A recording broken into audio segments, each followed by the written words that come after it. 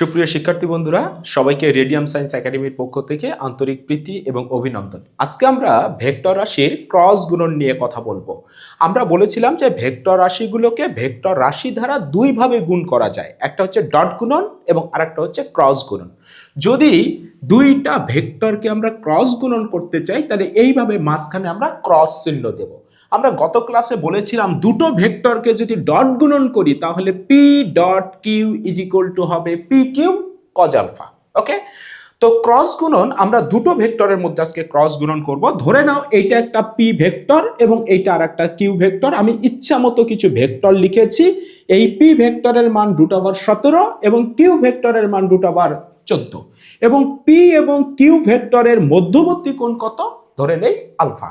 যদি P vector দ্বারা আমরা কিউ ভেক্টরকে যদি ক্রস গুণন করি পি দ্বারা কিউ কে, তাহলে হবে পি ক্রস কিউ, এবং কিউ দ্বারা যদি আমরা পি কে যদি ক্রস গুণন করি তাহলে লিখতে হবে কিউ ক্রস পি। ক্রস গুণন আমরা কখন করব? যেখানে যেখানে ভেক্টর রাশিগুলো বা ভেক্টর ক্ষেত্রগুলো রোটেট করে, রোটেশন হয়, ঘূর্ণায়মান অবস্থায় থাকে, সেই সকল জায়গাতে আমাদের ক্রস গুণন করার প্রয়োজন পড়ে। এই ক্রস গুণনের ক্ষেত্রে এই পি এবং কিউ ভেক্টর কেমন অবস্থায় আছে এটা একটু তোমাদেরকে শুরুতেই বুঝতে হবে। আচ্ছা, ধরে নাও আমাদের এই বোর্ডটা হচ্ছে একটা তল। এই তলের উপরে আমার এই পি এবং কিউ ভেক্টর কিন্তু অবস্থান করছে, মানে ব্যাপারটা অনেকটা এইরকম।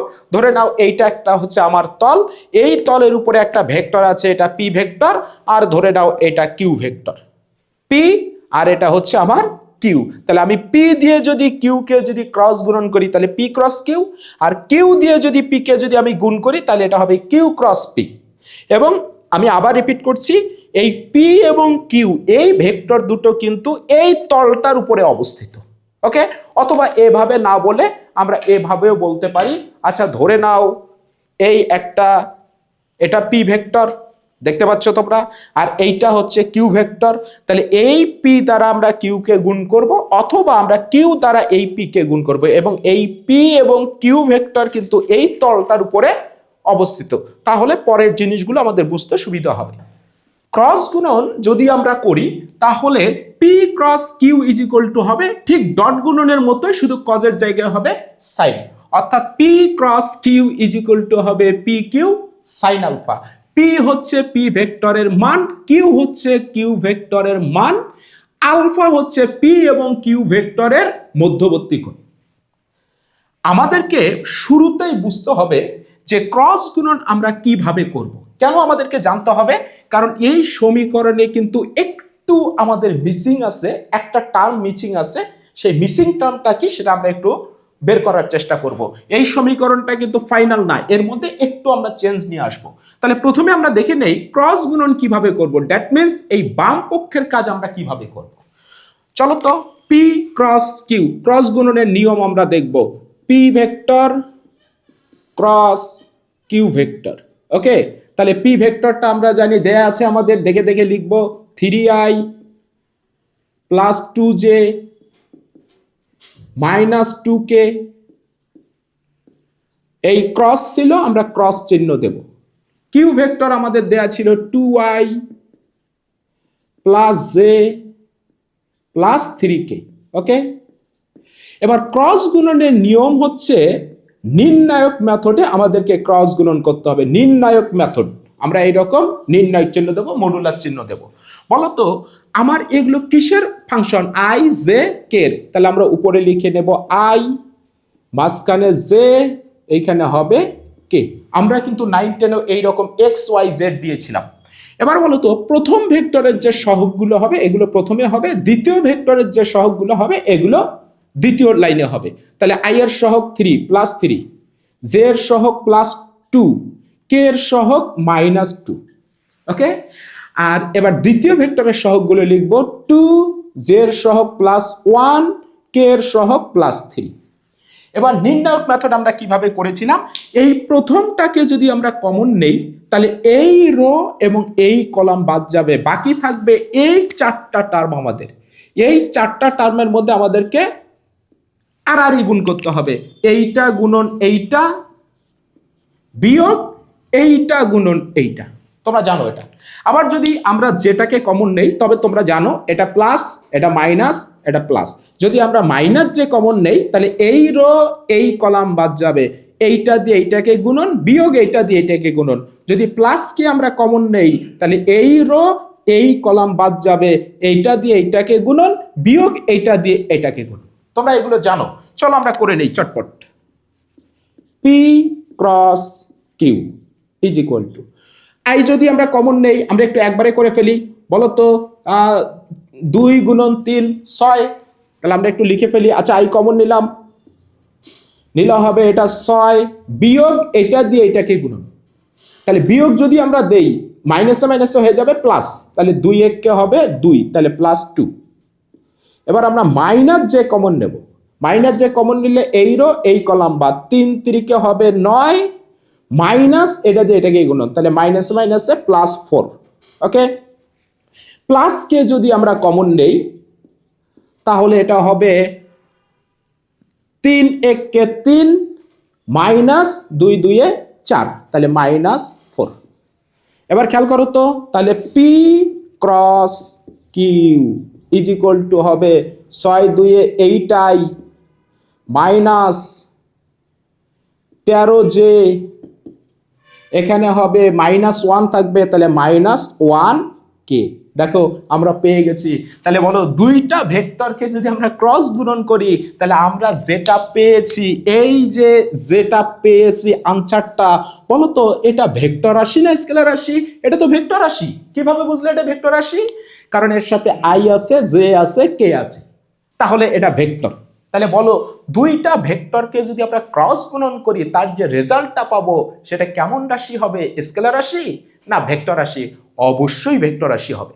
তাহলে বলো তো, দুইটা ভেক্টরকে যেহেতু ক্রস গুণন করলে গুণফলটা পাই ভেক্টর রাশি, এই জন্য এই যে ক্রস গুণ রয়েছে এর আরেকটা নাম আছে, এটাকে বলা হয় ভেক্টর গুণন। তাহলে আমরা সংজ্ঞাটা কিভাবে দেব? আমরা সংজ্ঞাটা সুন্দর করে দিতে পারি যে দুটো ভেক্টরকে যে ধরনের গুণ করলে গুণফল হয় ভেক্টর রাশি, সেই ধরনের ভেক্টরকে আমরা বলবো ক্রস গুণন বা ভেক্টর গুণন। এখন যেহেতু আমার গুণফলটা ভেক্টর রাশি বের হয়েছে, বলতো ভেক্টর রাশির কয়টা জিনিস আছে? দুটো জিনিস আছে, একটা হচ্ছে মান এবং আরেকটা হচ্ছে দিক। তাহলে এই যে ভেক্টরটা আমরা পেয়েছি পি ক্রস কিউ ভেক্টরটা, এর দুটো জিনিস আছে, একটা হচ্ছে মান এবং আরেকটা হচ্ছে আমার দিক। তাহলে এর মান আছে এবং এর দিক আছে। তাহলে এই মান এবং দিক, এই দুটো জিনিস জানা কিন্তু আমাদের জন্য জরুরি। বলতো মান বের করতে পারবো খুব সহজেই। পি ক্রস কিউ, মডুলাস চিহ্ন দেবো, মান বোঝাচ্ছে, তাহলে মান কত হবে? √। ওকে, 8 এর উপরে স্কয়ার, তাহলে একবার আমরা লিখি 64 প্লাস -13 তার উপরে স্কয়ার হবে 13 13 169 প্লাস -1 তার উপরে স্কয়ার, এটা হয়ে যাবে 1। মানটা পাবো 2 3 4। আমরা ভেক্টর এই যে ক্রস গুণফল যেটা পেয়েছি, আমরা তার মান পেয়ে গেছি। এবার বলো তো, এই যে ক্রস গুণফলের যে রেজাল্ট ভেক্টর পেয়েছি, এর দিক আছে, এর দিক কোন দিকে হবে? এই দিকটা বোঝাটা একটু জরুরি। এই ভেক্টর রাশির দিক কোন দিকে হবে এটা আমরা কয়েকভাবে বোঝার চেষ্টা করব। প্রথমে আমরা ডান হাতি স্ক্রু নিয়ম দিয়ে এটাকে বের করতে পারি। আমাদের এইটা ডান হাত, ওকে, এই ডান হাতটাকে আমরা এইভাবে ধরবো, এইটা হচ্ছে আমার পি ভেক্টর, এইটা হচ্ছে আমার কিউ ভেক্টর, আর এইটা আমার হচ্ছে স্ক্রু। এই যে স্ক্রু, ওই যে আমরা যে স্ক্রু টাইট দেই, ওই স্ক্রু। ওকে, বলো তো এই পি দিয়ে যদি আমি কিউ কে গুণ করি, দেখো এটা পি, এইটা পি, এইটা কিউ, এইটা আমার স্ক্রু, তাহলে এই দিকে যদি আমি গুণটা করি, এই দিকে যদি গুণ করি, বলো তো স্ক্রুটা উপরের দিকে উঠবে? মানে তুমি স্ক্রুকে যদি এইভাবে ঘোরাও, এই দিকে ঘোরাও, একটা স্ক্রুকে যদি তুমি এই দিকে ঘোরাও, তাহলে স্ক্রুটা উপরের দিকে ওঠে, আর যদি এই দিকে ঘোরাও তাহলে স্ক্রুটা কিন্তু নিচের দিকে নামে। তাহলে আমি এই দিকে ঘোরাইতেছি, ভেক্টরটাকে এই দিকে গুণ করতেছি, তাহলে স্ক্রু উপরের দিকে উঠবে, তাহলে এই স্ক্রু উঠবে হচ্ছে উপরের দিকে। তাহলে পি ক্রস কিউ এর দিক কোন দিকে হবে? উপরের দিকে। সরি, উপরের দিকে হবে এই পি ক্রস কিউ এর দিক।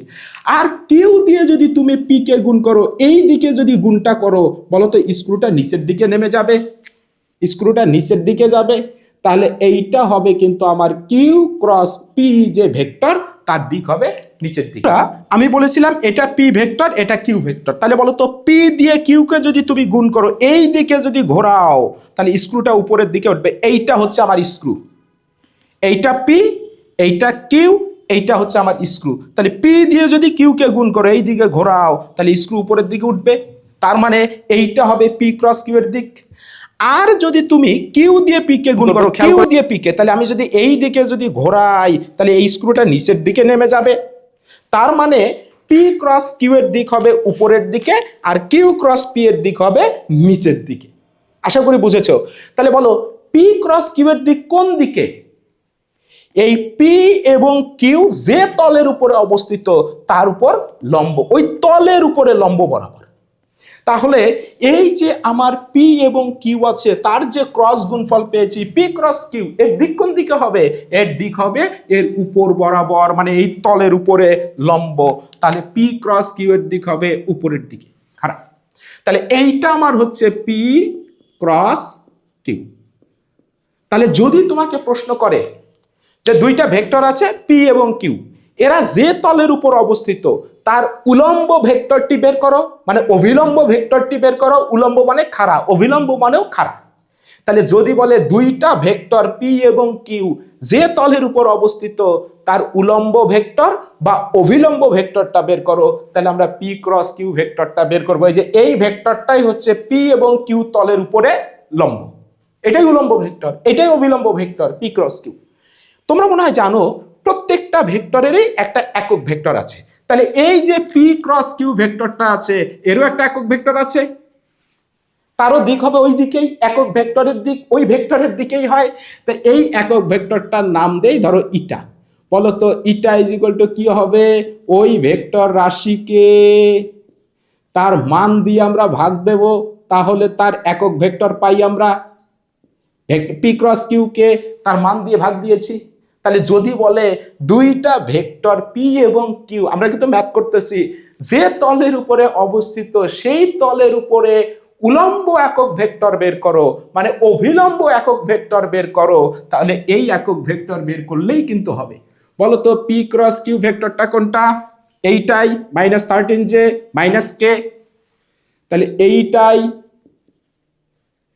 -13 জে মাইনাস কে। এর মান কত পেয়েছি? √234। তাহলে √234, আমাদের এটাই आंसर। কি বুঝেছো? যদি উলম্ব ভেক্টর বের করতে বলে তাহলে শুধু ক্রস গুণন, আর যদি উলম্ব একক ভেক্টর বের করতে বলে ওই ভেক্টর রাশিকে তার মান দিয়ে ভাগ, তাহলে আমরা উলম্ব একক ভেক্টর বা অভিলম্ব একক ভেক্টর পেয়ে যাব। এবারে আমাকে বলো তো এই যে সমীকরণটা আমরা লিখেছিলাম, এই সমীকরণটার মধ্যে আসলে একটু ভুল আছে বলেছিলাম। ভুল না, ঠিক একটা জিনিস মিসিং আছে। সে মিসিংটা কি?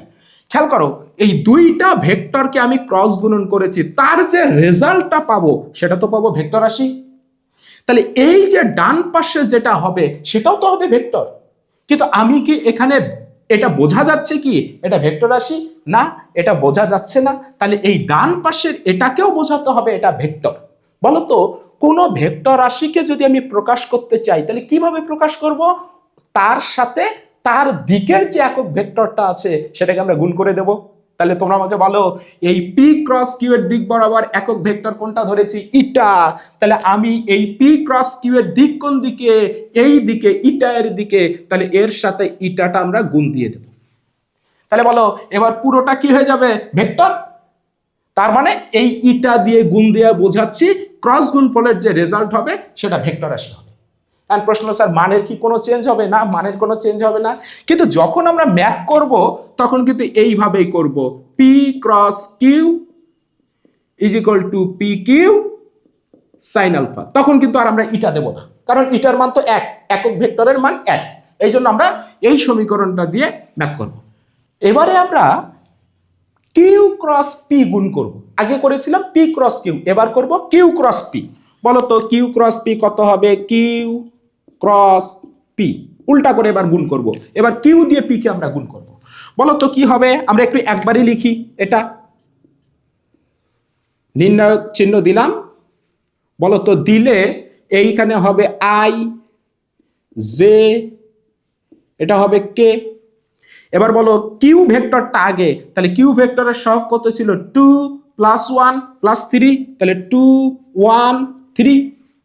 আর পি ভেক্টরটা আমার পরে আছে, তাহলে 3 2 -2, তাহলে 3 2 -2। ওকে, এবার আমরা নির্ণায়ক মেথডে নির্ণায়কটা করে ফেলবো। তাহলে Q cross P is equal to, বলো তো আই যদি আমরা কমন নেই, নিলাম, এইখানে কত হবে দেখো, এই রো এই কলাম বাদ, তাহলে -2 আর -6, তাহলে হবে -8। একবারে করতেছি, হ্যাঁ, আচ্ছা আমরা ভেঙে, তাহলে হবে হচ্ছে -2 -6 মাইনাস জে কমন নিলাম। বলো তো জে কমন নিলে এই কলাম বাদ যাবে, তাহলে -4 আর -9 প্লাস কে কমন নিলাম। বলো তো নিলে কত হবে? 4 -3। বলো তো এইটাকে যদি আমরা সুন্দর করে সাজিয়ে লিখি, তাহলে এটা হবে মাইনাস, এইটাই এটা হবে মাইনাসে মাইনাসে প্লাস 13j, এটা হবে হচ্ছে প্লাস 1k প্লাস কে।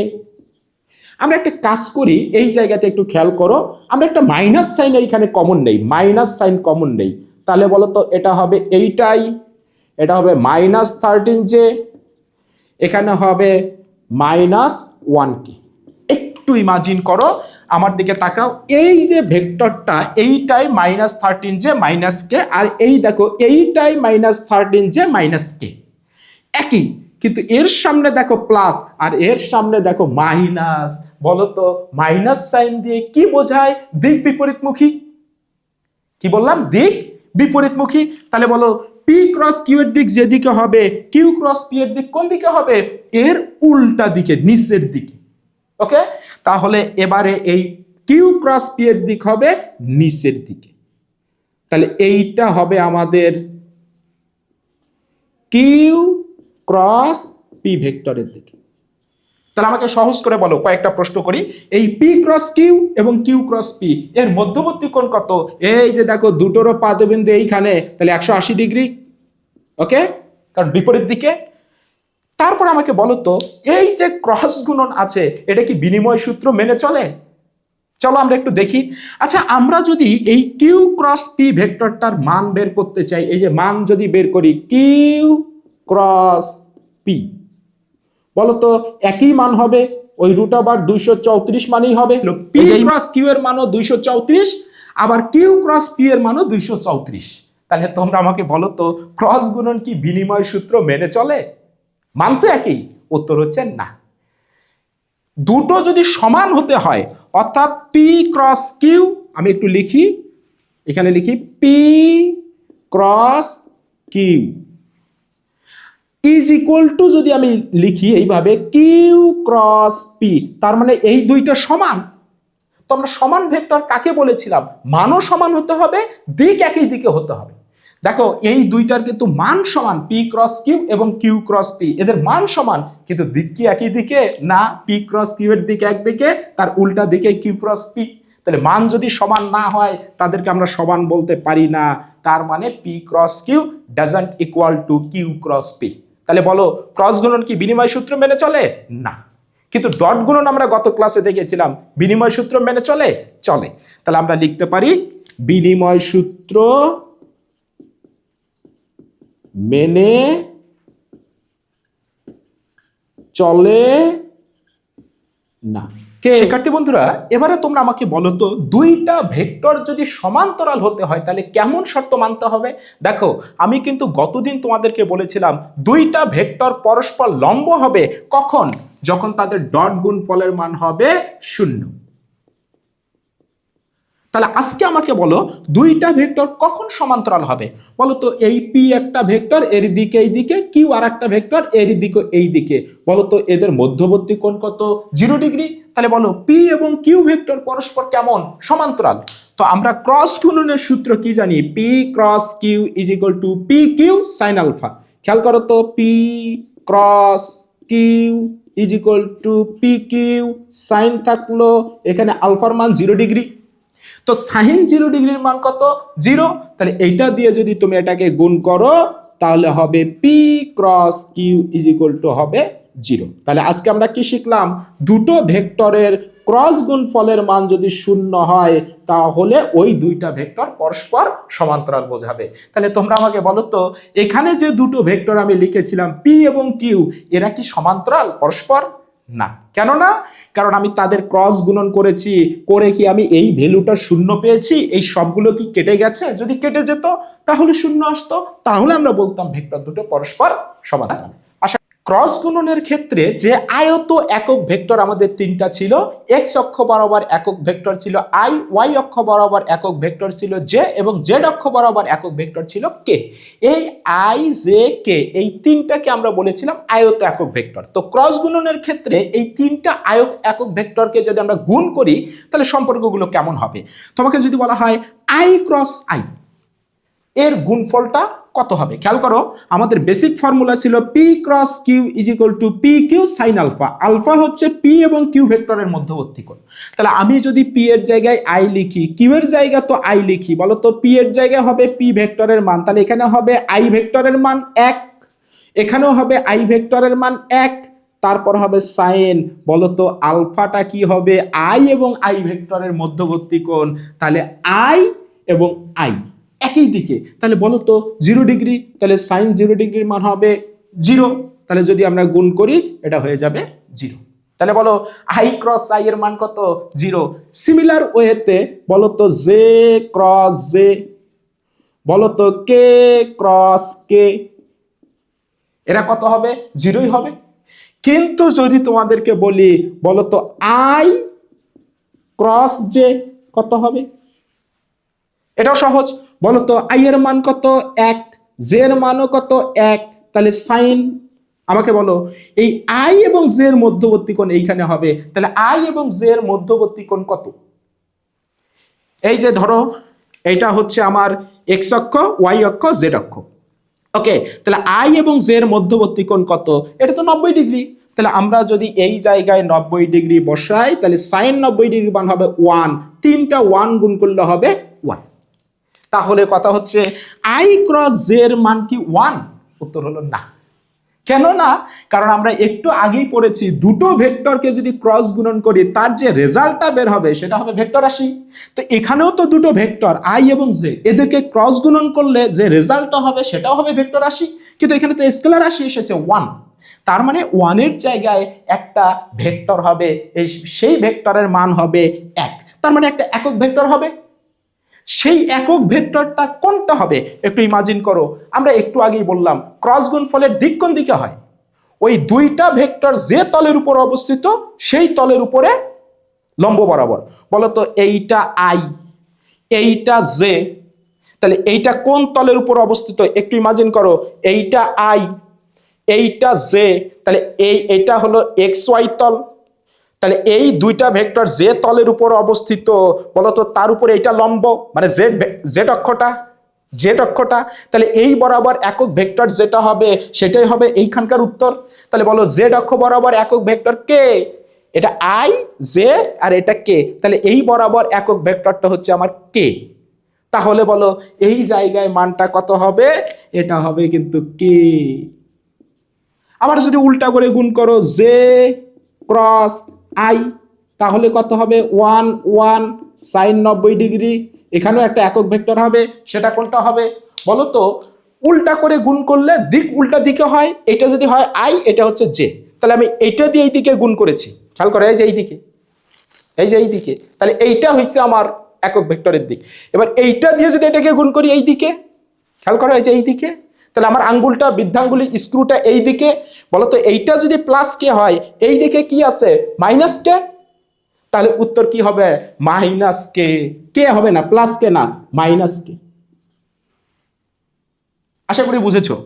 এবারে এই জিনিসটা আমরা একটু সুন্দর করে টেকনিক করে মনে রাখতে পারি। কিভাবে? আমরা এইভাবে একটু একটা সাইকেলের চাকা আঁকবো। এই যে ধরো এটা একটা সাইকেলের চাকা, ধরে নেই। ওকে, বলো তো সাইকেলের চাকাটা ধরে নেই এই দিকে ঘুরছে, তাহলে আমরা এই দিকে দেব আই, এই দিকে দেব জে, আর এই দিকে দেব কে। একটা জিনিস খেয়াল করো, আমি যে দুটাকে ক্রস গুণন করব, বাকি যে ভেক্টরটা থাকবে সেটা হবে উত্তর। যদি একই দিকে আমি গুণ করি তাহলে হবে প্লাস, আর উল্টা দিকে গুণ করলে হবে মাইনাস। তাহলে তোমরা আমাকে বলো তো আই ক্রস জে, উত্তর কোনটা হবে? কে। বাকিটা এন্ড প্লাস না মাইনাস হবে? বলো তো সাইকেলের চাকা এই দিকে ঘুরতেছিল, আমিও এই দিকে গুণ করেছি, তাহলে আই ক্রস জে হবে প্লাস। কিন্তু যদি উল্টা দিকে গুণ করি, জে ক্রস আই, তাহলে উল্টা দিকে গুণ করতেছি, তাহলে হবে মাইনাস কে। তোমরা সহজে এইভাবে মনে রাখতে পারো। এবার আমি আরো কিছু বলতে পারি, বলো তো কে ক্রস জে, তাহলে আমি উল্টা দিকে গুণ করতেছি, তাহলে হবে মাইনাস আই। যদি বলি আই ক্রস কে, উল্টা দিকে গুণ করতেছি, উত্তর হবে মাইনাস জে। যদি আমি বলি কে ক্রস আই, তাহলে আমি এই দিকে গুণ করতেছি, তাহলে একই দিকে সাইকেলের চাকার ঘূর্ণনের দিকে, তাহলে হবে প্লাস জে। তাহলে এইভাবে খুব সহজেই এমসিকিউ প্রশ্ন আসলে উত্তর কত হবে সেটা আমরা বের করতে পারি। সবাইকে ধন্যবাদ।